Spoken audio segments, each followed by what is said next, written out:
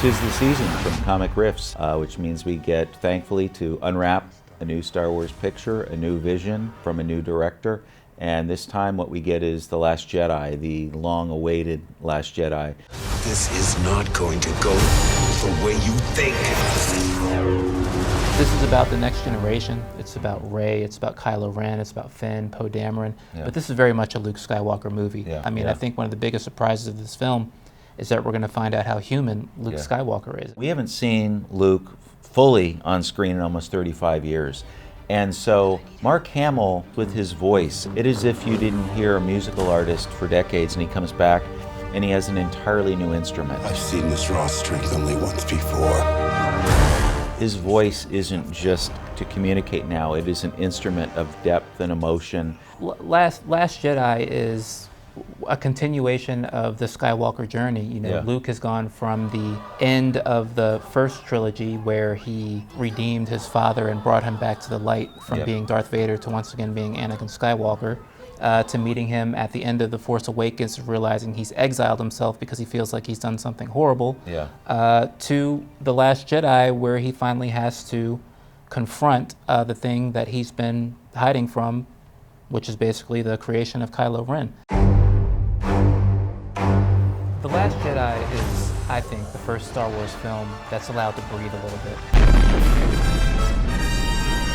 I think with The Force Awakens, J.J. Abrams was tasked by Disney and Lucasfilm with assuring a huge, very passionate fan base that everything was going to be okay. Mm-hmm. The Last Jedi, I feel, is the first quote-unquote new Yeah. Star Wars film to actually feel new.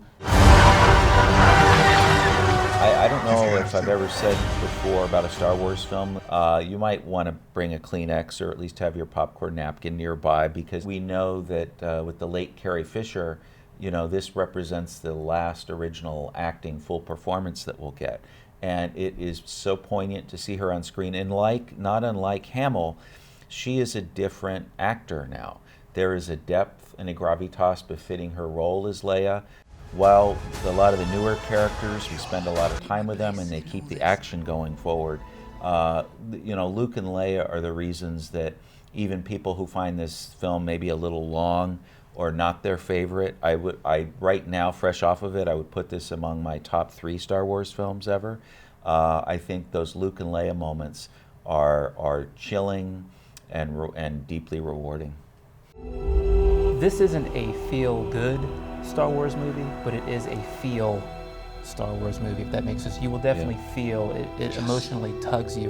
The Last Jedi isn't here to reassure us that everything's going to be okay. Yeah. It's definitely much a passing of the torch that says we've still got a long way to go. If there are any doubts about Rian Johnson and his ability to guide this, they're vanquished, because the Force is with Rian Johnson. He has the ability to kind of force tug our heartstrings, and he knows exactly how to do it. People I was sitting near, they were leaning forward almost as if Rian himself was pulling us and maneuvering our vulnerabilities and feelings toward these characters.